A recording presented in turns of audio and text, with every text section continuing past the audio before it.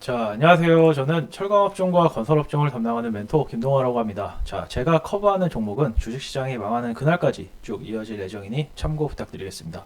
자, 이번 시간에 알아볼 종목은 바로 우원개발입니다. 자, 특수건설과 마찬가지로 토목 전문 회사인데, 자, 국내 철도나 지하철 공사에 다수 참여한 경험이 있기 때문에 최근 정부의 지상철도 지하화 특별법 추진에 관련주로 편입이 되어서 급등했던 적이 있다고 좀 말씀을 드리면서 기업의 개요부터 한번 확인해 보도록 하겠습니다.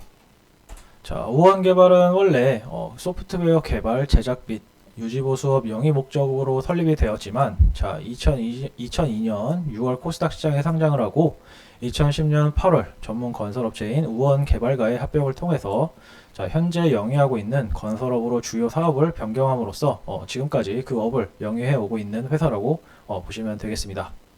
자, 이 자료는 공종별 시공능력 평가 자료인데, 자, 보시다시피 집안 조성 포장 분야, 자, 즉 토공 분야에서 이제 4위를 차지하고 있는 회사입니다. 자, 비록 특수건설처럼 다양한 기술 측면에서 다양한 특허는 없지만 그간 쌓아온 그런 풍부한 경험과 시공 품질을 좀 인정을 받으면서 지금까지 올라온 것이겠죠. 자, 무엇보다 자, 우원개발에 재직하고 있는 약 100명이 넘는 직원들이 전문성 측면에서 매우 우수한 평가를 받고 있다고 합니다. 자, 가볍게 참고하시면 좋을 것 같고요. 자, 올해 3분기 기준 우원개발의 수주잔고 상황인데 약 5,500억이 좀 남아있음을 확인해 볼 수가 있습니다. 자, 여기 있는 이 계약 종료 날짜를 좀 쭉 보면 2024년부터 27년까지 형성이 되어 있는 상황인데, 내년 정부의 인프라 부분의 그런 예산이 올해보다 약 5% 정도 높게 잡혀 있음을 감안을 했을 때 올해와 같은 매출을 내년과 내후년에도 유지할 가능성이 매우 크다고 볼 수도 있을 것 같습니다. 자, 다음으로 국내 인프라 사업 현황에 대해서 전망을 해본 뒤에 영상 마무리 짓도록 하겠습니다. 자, 인프라는 아시다시피 우리나라 1970년부터 이제 80년대 경제 성장기에 핵심 역할을 했다고도 좀 볼 수가 있습니다. 구체적으로 도로나 철도 같은 것이 주된 역할을 했다고 볼 수 있는데요. 자, 하지만 어느덧 인프라는 그 수명이 다하는 시기가 도래하고 있습니다. 현재 30년 이상 된 그런 시설물은 전체 시설물의 17.3% 정도를 차지하고 있고, 향후 10년 안에 현재 물량의 3배가량으로 좀 늘어날 전망이라고 합니다. 자, 혹시 얼마 전에 발생한 강남역 그런 일대 침수 사건을 좀 기억하시나요?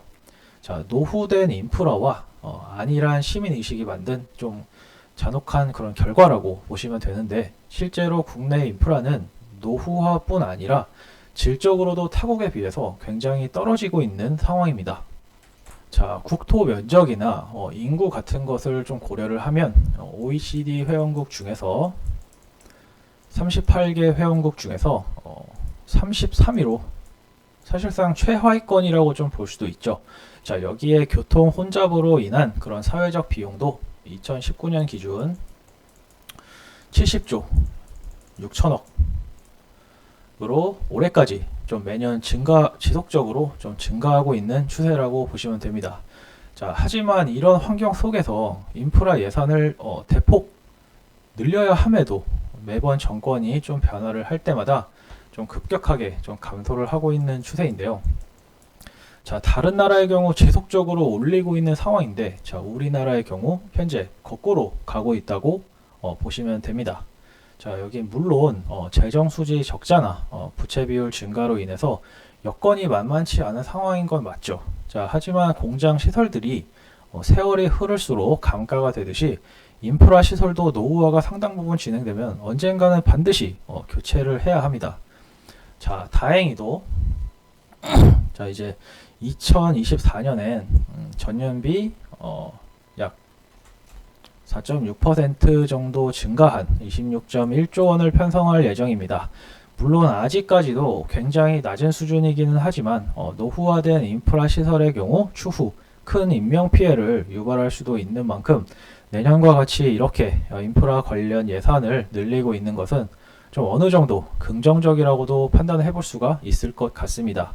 자, 관련해서 우원개발 역시 주로 인프라 사업을 영위를 하고 있기 때문에 수혜를 받을 수 있다는 점 분명히 말씀을 좀 드려보면서 영상 마치도록 하겠습니다. 이 영상이 도움이 되셨으면 좋겠습니다.